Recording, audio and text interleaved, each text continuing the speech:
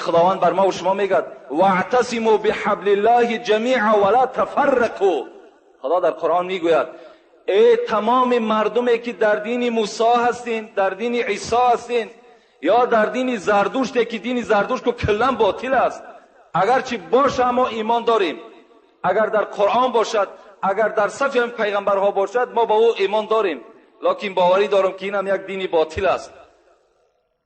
خدا خطاب میکند همه شما واعتصموا بحبل الله، شما امروز به چنگ بر ریسمان قرآن بزنین ولا تفرقوا، دیگر در دیگر دینها داخل نشین. مراجعت خدا بر ما و شما همین است. در دیگر جای قرآن سوره آل عمران چی میگوید خدا؟ و ما یبتغی غیر اسلام دینا فلن یقبل منه و هو فی الاخره من الخاسرین. این ما از او شخص او دین را هرگز قبول نمیکنم. لن معنای هرگز میتد، هرگز قبول نمیکنم. و هو فی الاخره من الخاسرین، و مکافات آدمی که در غیر دین اسلام است این زیان در حق جان خود کرده است و او در قیامت نصیب جنت نمی شود. ببین از کجا؟ اگرچه امروز حمله های این دین های بیگانه در مردم ما و شما بسیار است، ما و شما احتیاط کنیم، تشنه میمانیم. به خدا قسمی تشنگی ما و شما تشنگی دوره صحابه پیغمبر نیست. اذیت میکشیم، مشقت میبریم، تمام فتنه ها را بالای سر قبول میکنیم، لکن پیروی پیغمبر را از دست نتین و الا شما زیانکار در آخرت میشین. من بر شما همین قدر خاتمه گپ دارم. این بهترین دین است، این بهترین پیروی هست. کسی پیروی عیسی است، کسی پیروی موسی است، هر چی نیکی هم که کند در همین دنیا خداوند نیکیش را جزاش میتد. یعنی او را از او ممکن که مصیبت دور کند، ممکن که یک بیماریش دور کند، لکن فرد او یقینا دوزخی است، او هیچ وقت جنتی نیست. السلام علیکم بابای حاجی. اولا خدا عمر این سوال دهنده را دراز گرداند. من زنا کردم، با چشم کردم و با دستهایم کردم، دل و نیتم خیلی بد بود، حتی که با آدمی نزدیکترین خانمان هم دل و نیتم بد بود. من این سخنهای شما را شنیده فهمیدم که من آدمی بدترین بودم. من چیکار کنم که خدا گناه مرا ببخشد؟ من از شما التماس میکنم که به این سوال من جواب دهید. من این سوال چندین بار جواب گفته بودم، باز بر شما جواب میگم. کدام شما جوانهای عزیز اگر زنا کرده باشین و کدام طریقه نباشد، خواه به چشم، خواه به دست، خواه به بدن، اگر شما در بین عرق نوشی کرده باشین، اگر شما در بین دلازاری کرده باشین، اگر شما در بین بینمازی کردین، امروز که شما به درگاه الهی نزدیک شدید، شما توبه صدقاً که کردید، خداوند همه گناه شما را مغفرت کردگی هست. با یک دل پره تو باوری کن که گناههای تو در نزد خدا بخشیده شده است. زیرا رسول اکرم چی میگد؟ میگد هر کسی که معنای حدیث امین است، هر کسی که اگر توبه میکند او به منزله شخصی هست که نو از مادر تولد شده است. کسی توبه صدقاً میکند او چی هست؟ به منزله شخصی هست که مثل از مادر با یک فطرت تازه که در وجود هیچ غلط، هیچ خطا، هیچ سیاهی نیست، مثل همون هستید شما. از این خاطر دهیه کلبی را تماشا کنید. 60 سال حیات خودش در کفر گذرانید. 60 سال پادشاه بود، نزد پیغمبر خدا آمدن. رسول اکرم وقتی گفتند من این 60 سال میدانی که چندین دختری خودم که حتی از 20 نفر زیاده به دست خود زنده گور کردگی هستم. رسول اکرم گفت خداوند بخشیدگی است. دهیه کلبی از دل دیگر این غم اندور را دور کن که خدا دلت را صاف گردانیده است. اگر توبه تو صادق باشد، توبه تو صدق باشد. برای همین هر کسی که توبه میکند، توبهش اگر توبه مکر نباشد، توبه فریب نباشد، این انشاءالله در نزد خدا بخشیده شده است، میتواند که البته باز عبادتاش زیادتر کند. السلام علیکم دامنای عزیز، شکر خدا را میکنیم که چنین پیشوا داریم. بعد همین سوالهای ما جواب گردانید. زنی که در حیض بوده، مرد میتواند با همین زن با طرز مالیش شهوتش را پس کند؟ اینجا یک سوال دیگر هم بود از این برادر. دویم سوالی که این همسایه‌ای که دین عیسوی داشته است، دویم سوال کرده است در اینجا که امروز عزیز بچه های بی‌درد و با تنومند میطلبند، آیا آنها را چیزی بدهیم؟ درست است؟ یعنی این سوال وقتی که اومد دیروز مرا یک برادر در دست خودم داد. اینجا ما یک پیشگفتاری داشتیم در باب همین صدقه بود، لیکن اون نگفتیم. البته آن جوانهایی که به تنومند هستند، جوانهایی که بی‌درد هستند، جوانهایی که هیچ نقص ندارند، از همه بهتر همین است که این کسب طلبندگی کسب نیست.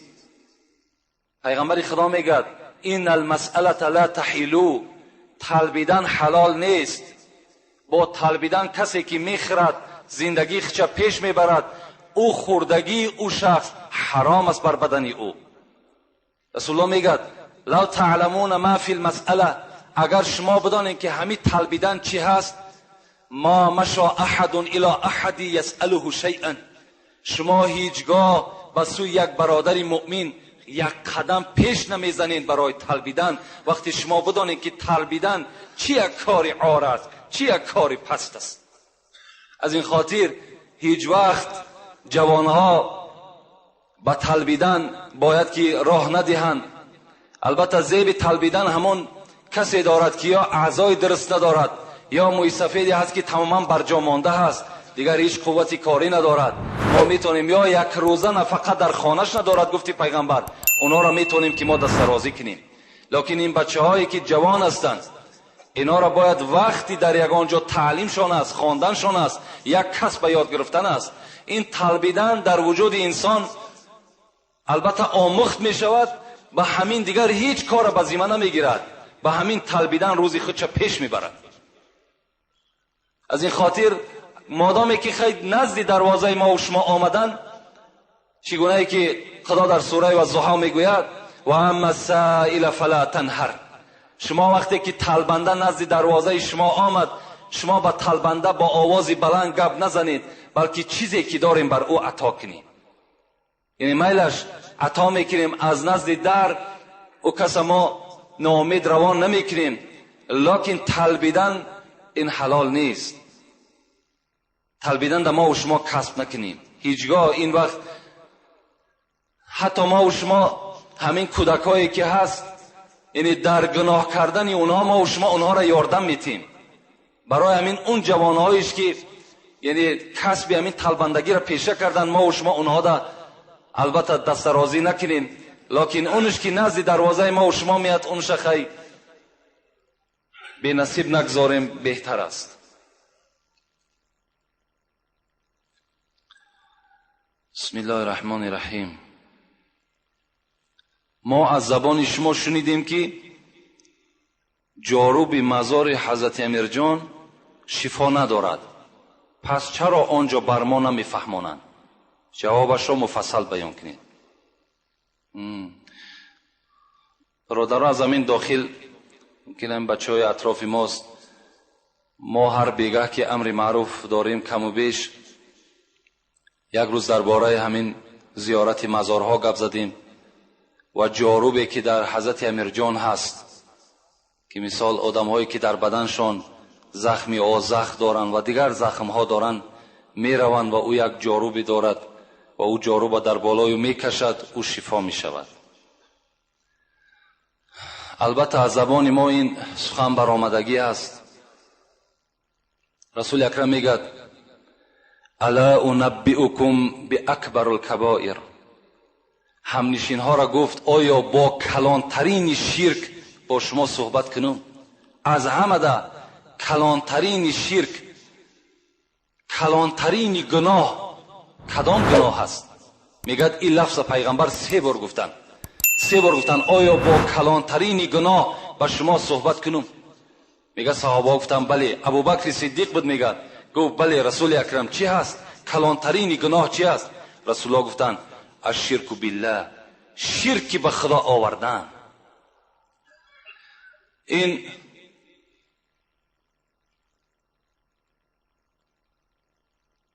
عملی که ما و شما در اطراف مزار میکنیم باور کنین این شرک است.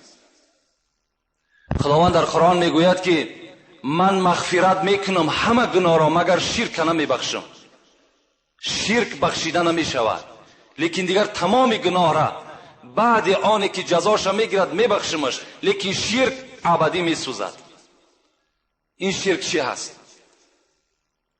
شرک همین است که ما و شما وقتی که من ضد زیارت قبرستان نیستم، زیرا من هم پیرو حدیث پیغمبر خدا هستم که رسول الله میگه شما گورستان را زیارت کنید، گورستان ها را زیارت کنید تا که از اونجا شما عبرت بگیرید. به نیت عبرت ما و شما را پیغمبر خدا تعلیم دادن که به گورستان ها بریم. امروز ما و شما زیارت حضرت امیر جان به چنان سطح رسانیدیم که حتی به نام حضرت امیر جان قسم میخوریم که حضرت امیر جان بزنم. به خدا قسم این شرک تیار است. حضرت امیر جان هیچ کدام ما و شما را زده نمیتواند. ما دوستدار حضرت امیر جان هستیم، زیرا او عالم بود، اون داملا بود، او کس انسانها را به سوی اسلام دعوت میکرد. او حضرت این چیزا نمیخواست از ما و شما. این عمل ما و شما میکنیم، این را حضرت راضی نیست. خود حضرت امیر جان بزنم، حالان که قسم در قرآن چی است؟ والله بالله تالله، حتی محمد زده نمیتونه شما را، حتی هیچ پیغمبری زده نمیتواند شما را. فقط قسم به خدا خوردن در کار. خدا انسان را زده میتواند، نه پیغمبر، نه مزار، نه اولیا، نه داملا، هیچ کس زده نمیتواند. شما به نام اینا قسم نخورین، این گناه است. اثر اینا به ما و شما تاثیر کرد. امروز به شیر، آب، مزار حضرت امام اسکر جان، مزار حضرت سلطان، اینا ما و شما را قادر نیستن زدنده. بین تا چی اندازه ما و شما آمده رسیدیم که حتی که به نام آنها قسم میخوریم. از این خاطر در زیارت این مزارها علل خصوص من جوان آدم راجعت میکنم بسیار احتیاط باشین. از زیارت یک مزار ده زیارت عالی مکنین 10 برابر برای شما نیک است. اون مزار است، او خواب از حضرت، او روحی او در جنت است. آدمی زنده را پیشش برین که از اون منفعت بگیرین. شما مرده را وقت دیدین، رسول اکرم چی گفت؟ کفا بالموت واعظا.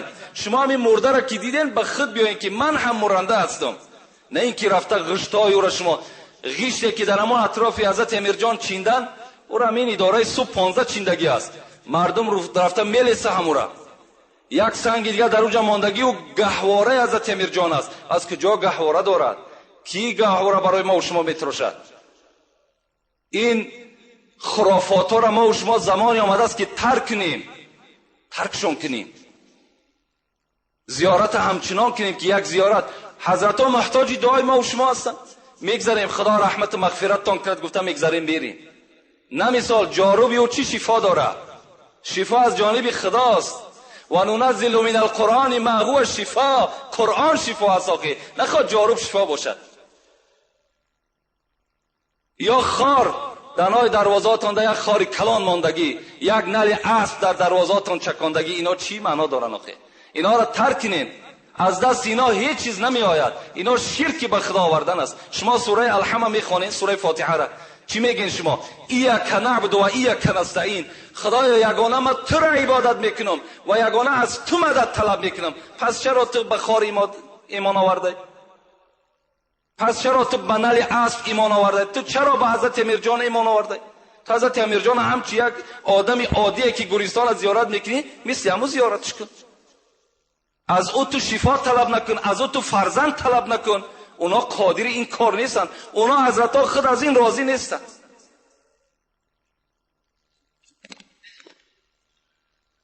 سلام علیکم دامنای عزیز. آیا سلام کردن با دختر عمکی جایز است یا نه؟ قال رسول الله صلی الله علیه و سلم لأن یطعن فی رأس احدکم بمخیط من حدید خیر من ان یمس امرأة لا تحل له. پیغمبر خدا چی میگوید؟ میگوید که آن زنهایی که نکاح آنها به شما درست است، یعنی آنها نکارس هستند، با آنها سلام کردن رسول اکرم به چی تشبیه دادن؟ به این تشبیه دادن که اگر در سر یکی از شما ای برادرها یک میخ آهنین بگیرن و میخ آهنین در سر شما فرو برن، این برای شما بهتر است از آنی که دست یک نامحرم گرفته سلام میکنید.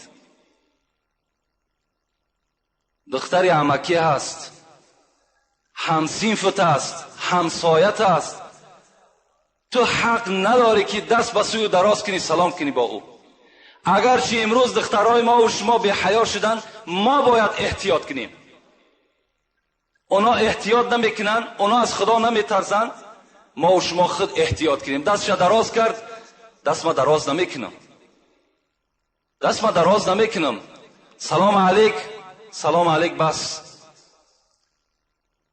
این رسول اکرم توصیهش است. وقتی ما و شما سلام کی کردیم، انسان زنده است، دستی تو به دست یک دختر نامحرم وقتی که میرسد، بخواهی نخواهی این فرزندهای زنا هستند در دل تو. البته اون شهوتی و ذوقی و دست ملایمی او در دل تو پیدا می شود. از این خاطر هیچگاه برای شما رخصت نیست که سلام کنید. انشاءالله یک برادر بسیار سوال طولانی کرده است در باب همین دخترایی که امروز به حیا هستند، به سطر هستند، مردم تاجیک هستند که اینها را میگد لباس تاجیکی خودشان میزیبد، امروز به لباسهای اروپایی عوض کردن. درباره اینها صحبت میکردی. انشاءالله ما یک صحبت مفصل داریم.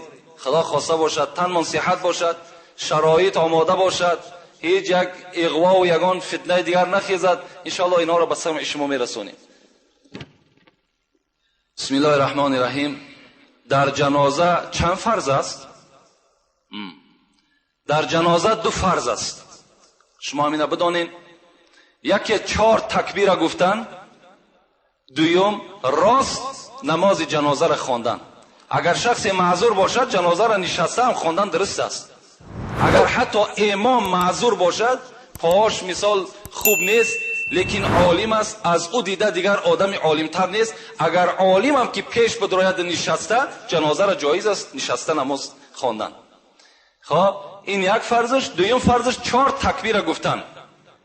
اون نیتایی که شما میکنید، نیت کردم 4 تکبیری صلات جنازه، یا اینکه در بینش دعاهایی که دارین، مثال اللهم صل علی محمد داریم، باز اللهم اغفر لحینا و میتینا داریم، ایناش امر مستحب هستند. اگر بخوانیم شون ثواب میگیریم، اگر نخوانیم شون در نزد خدا گناهکار نمیشیم. همون 4 تکبیر را بگیم، نماز از گردن ما و شما ساقط میشه. خب لیکن در وقت نماز جنازه را خواندن شما به جانب آسمان نگاه نکنید. این کدام شخص این یک بدعت در بین ما و شما زنده کرده است؟ وقتی الله اکبر میگیم با آسمان نگاه میکنیم، این چی معنا دارد؟ خود نگاه کردن به سوی آسمان حرام است. به سوی آسمان نگاه کردن ما و شما هیچ معنی ندارد. چی است در آسمان؟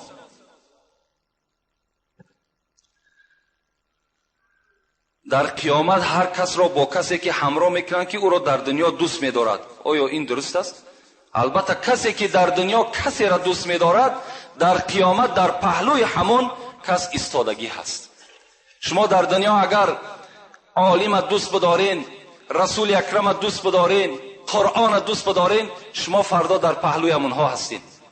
اگر شما در دنیا آدمی که دین ندارد، ایمان ندارد، شما اونها را دوست بدارین، فردا همراه اونها هستین.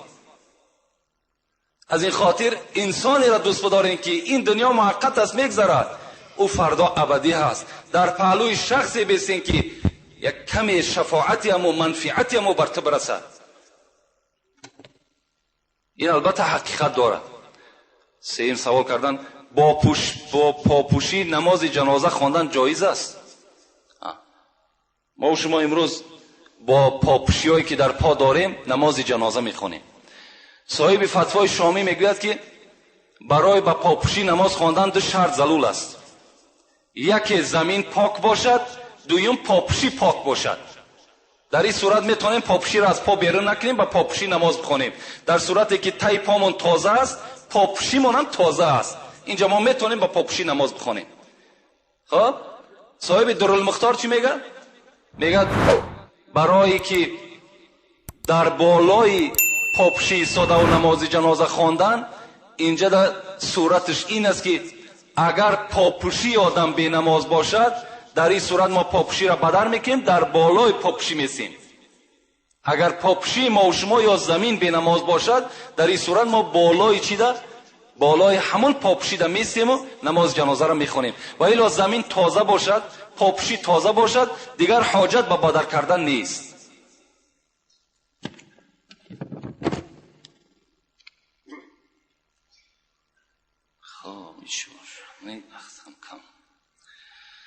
جابر السلام علیکم دوستان عزیز. اگر یک شخص بی نماز است، اگر حیوان را ذبح کند جایز است؟ زیرا که در محله ما یعنی در میکرورایون یک آدم داریم نماز نمیخواند لیکن حیوان ذبح کرده میتواند. اگر ما و شما وقتی که یگان حیوانی که در خانه میکشیم ذبح میکنیم به نیت خیر احسان، کوشش کنیم که آدمی بی نماز نباشد. اگر آدمی بی نماز باشد، اون مال کشتر حلال نیست برای ما و شما خوردن. زیرا پیغمبر خدا را من از نام جابر به شما روایت میکنم که حضرت جابر گفتند سمعت رسول الله صلی الله علیه و سلم یقول لیس الرجل بین الشرک والکفر ترک الصلاة. پیغمبر خدا گفته است که بین مرد و بین شرک، بین مشرک و بین کافر فقط فرق در نماز است. اگر او انسانی که نماز نمیخواند میگه من الحمدلله مسلمانم، ما او باور نداریم. زیرا رسول اکرم چی میگه؟ العهد الذی بیننا و بینکم الصلاة. عهدی که ما بین شما ای امت اسلام و بین مشرکا کردگیم، عهدی که ما بستگی هستم این در نماز است. اگر نماز بخوانند از امت من هستند، اگر نماز نخوانند اونا در عهد من چی کردند؟ وفا نکردند. از این خاطر آدمی بی نماز از ذبحش جایز نیست. شما کاری کنین در محلت نیست، کاری مشکل نیست. یک حیوان تو تا 500 600 سامانی را میخری، 2 سامانی دیگر یک محله دیگر بره، یک آدمی مسلمان بگی ببر در همونجا مالی را ذبح کند، هیچی مشکلاتی نداره. دوره حضرت موسی بود میگد این آدم بی نماز تماشا کنین. دوره حضرت موسی بود یک زنی میگه پیش موسی آمد، گفت موسی اینی اذنبت ذنبا، موسی تو پیغمبر خدا هستی، من یک گناه بی نهایت وزنی کردم. گفت چی گناه کردی؟ ایرا شمس الدین ذهبی در کتاب کبائرش این قصه را در باب بی نمازا میارد. میگه چی گناه کردی؟ این زن چی میگه؟ اینی زنیتو و ولدت من الزنا ثم قتلته. میگه موسی من زنا کردم، بعد زنا یک فرزندی از من تولد شد و از مردم که ترسیدم و شرم کردم این فرزندی تولد کردم قتل کردم، برده دفن کردم و امروز پشیمان شدم، توبه به سوی خدا کردم. حضرت موسی دعای تر خدا میشنود، دعا کن که خدا مغفرت گناه مرا کند. حضرت موسی با شنیدن این گناه چی گفت؟ اخرجی یا ایتها الفاجره، ای زنی زناکار، ای زنی بدبخت، از پیش من دور شو. حتی لا تنزل من السماء نارا فتحرقنا بشومك، تا که از کثافتی تو، از بدبختی تو بالای سر ما آتش از آسمان نریزد و ما هم در عذاب تو گرفتار شیم.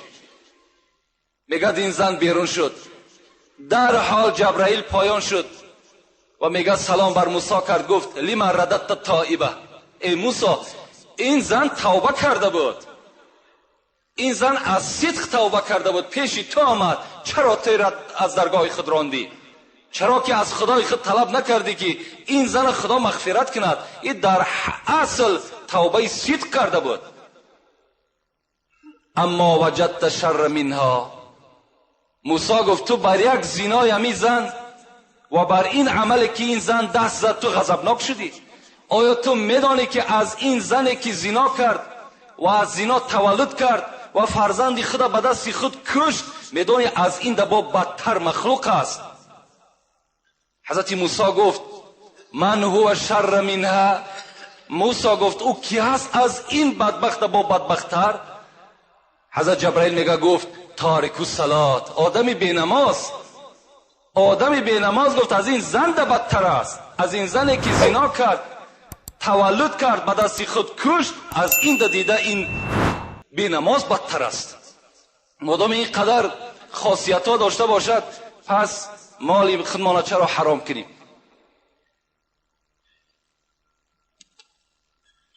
السلام علیکم داملای محترم. بعد از سلام چنین سوال. در تاریخ طبری نوشته شده است که حضرت ابوبکر را زنش غسل داده است. آیا صحیح است یا نه؟ شستن زن مرد را درست است؟ غسل بعد موت جایز است؟ البته حضرت ابوبکر را زنشان غسل دادن. وقتی که زنشان غسل دادن، حضرت عایشه صدیقه زنده بود، زن پیغمبر خدا، دختر ابوبکر. گفت اگر من میدانستم که زن مرد شستنش جایز است، هر آینه نمیگذاشتم که رسول اکرم کسی دیگر بشود، خود میشستم. از این خاطر زن جایز است که مرد بشود.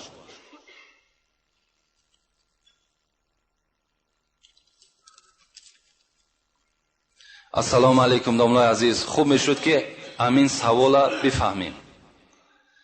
بعضی آدمان پنجهشون رو قطع میکنن، چرق میکنن. بعضی آدم میگوید که اگر هر دو پنجه رو کنی یک گوسفند خیر میکنی. بعضیش میگویند که عمرت کم میشود. خوب میشون میفهموندی. عمر کم به هیچی وابسته نیست. عمر زیاد کم میکردگی این در نزد خداست. ما 2 جمعه پیوسته درباره همین گپ زدیم. اگر از همین دم که شما عمر که باز وابسته به همین باز همین دست به همین اعضا و به همون همسایه و به دیگرها که حواله کنیم، اذا جاء اجلهم لا یستأخرون ساعة ولا یستقدمون. خدا میگه که وقتی اجل شما آمد، هیچ کس دیگر اجل شما را 1 ساعت پیش و 1 ساعت قفا کرده نمیتواند. هیچ چیز. و این دستی که ما و شما مثال آوازی او را صدای را میبراریم، این صاحب فقه کیدانی میگه اگر در نماز کسی کند در نماز کراهیت دارد، یعنی بازی کردن بر دست میشود. لیکن در از زبان طبیبا هم شنیدیم که همین آوازش صداش برآوردن هم این هم در همین پنجه خلل دارد، زلال دارد. لیکن یک گوسفند در گردنت واجب شود یا عمرت را کم کند، اینا هیچ اصل ندارند.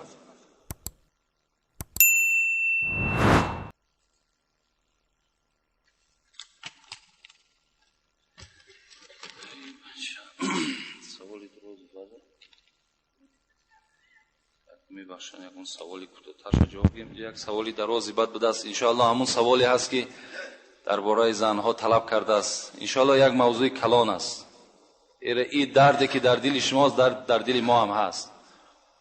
السلام علیکم داملای عزیز. از شما خواهش دارم که سوال ما رو با پررگی جواب دهید.